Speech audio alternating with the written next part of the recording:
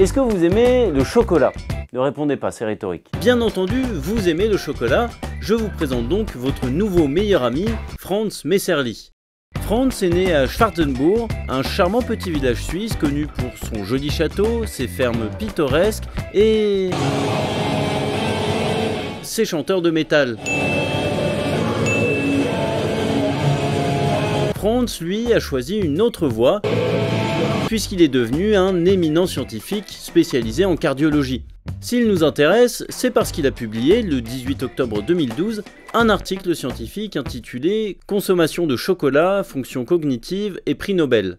Il y explique avoir découvert que plus un pays mange de chocolat, plus il a de prix Nobel. Figurez-vous qu'il y a un rapport entre le chocolat et la capacité à obtenir un prix Nobel. C'est très sérieux, c'est une étude réalisée par la revue médicale New England Journal of Medicine. Plus la population d'un pays mange de chocolat, plus il compte de prix Nobel. Adepte du journalisme total, j'ai donc suivi les conclusions de Franz, qui estime qu'un pays compterait un prix Nobel supplémentaire si tous ses habitants augmentaient leur consommation annuelle de chocolat de 400 grammes.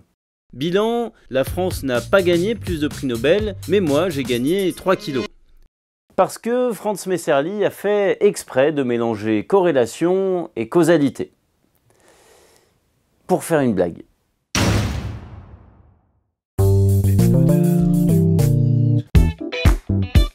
Lorsque deux variables évoluent de façon similaire, on dit qu'il y a corrélation.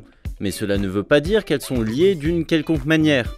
Pourtant, face à des courbes bien corrélées, on a facilement tendance à imaginer une causalité, c'est-à-dire déduire qu'une courbe a causé l'autre. Sauf qu'on ne peut pas conclure qu'il y a causalité seulement parce qu'il y a corrélation. L'exemple des chocolats et des prix Nobel en est un exemple évident. Des corrélations farfelues comme celle-ci qui ne sont rien d'autre que des coïncidences, il y en a des tonnes. D'ailleurs, voici mon collègue Pierre. Bonjour.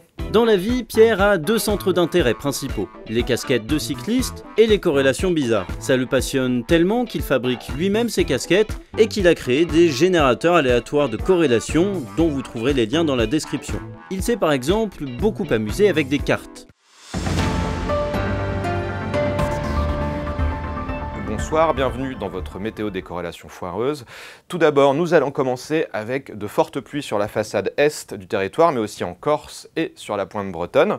Et comme on le voit sur cette autre carte qui présente le taux de réussite au bac, c'est bien là où les élèves n'ont pas séché que les résultats sont les meilleurs. Alors, restons encore un petit peu sur cette façade est, si vous voulez bien, où vous constatez une importante consommation de Viagra de la Lorraine à la Méditerranée, précisément dans cette zone où les dépôts de césium-137 issus de Tchernobyl sont les plus importants. Je vous laisse en tirer les conclusions qui s'imposent. Pour finir, revenons au massif armoricain où le beurre salé a le vent en poupe. Cela aura pour conséquence d'attirer la famille Bourdet, puisque comme chacun sait, chez les Bourdais, on n'est pas très beurre doux.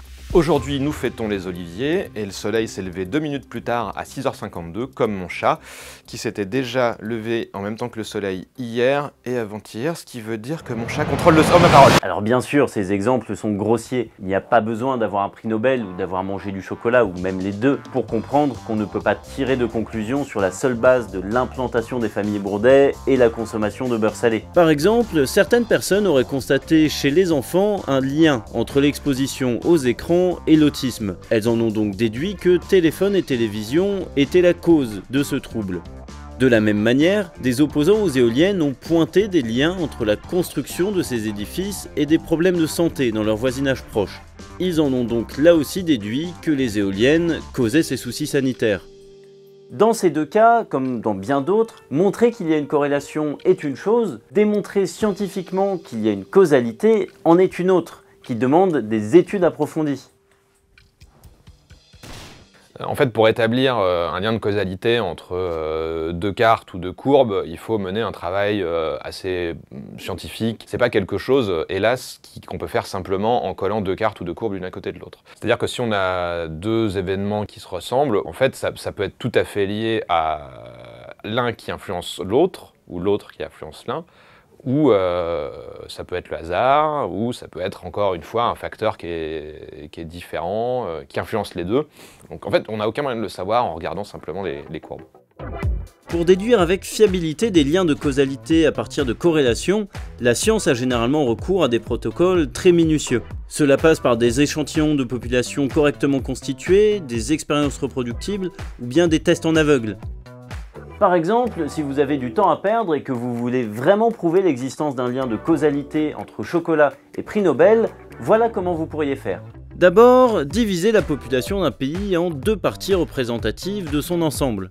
Ensuite, donner à une moitié du chocolat et à l'autre quelque chose qui ne serait pas du chocolat mais qui y ressemblerait tellement qu'on ne pourrait pas faire la différence. Et bien sûr, les cobayes ne doivent pas savoir ce que vous cherchez à prouver, car un effet placebo pourrait fausser l'expérience. Il faudra évidemment que les prises se fassent en quantité et intervalles bien déterminés à l'avance. Puis, une fois que l'expérience est lancée, laissez-la mijoter pendant quelques années.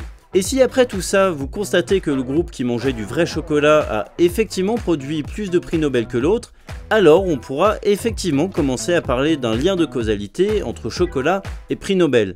Puis, il faudra que d'autres personnes refassent l'expérience pour vérifier, et surtout, il restera à trouver un mécanisme qui explique cette causalité. Bref, c'est quand même beaucoup d'efforts uniquement pour avoir une bonne excuse pour manger du chocolat comme un goret à 23 h devant YouTube.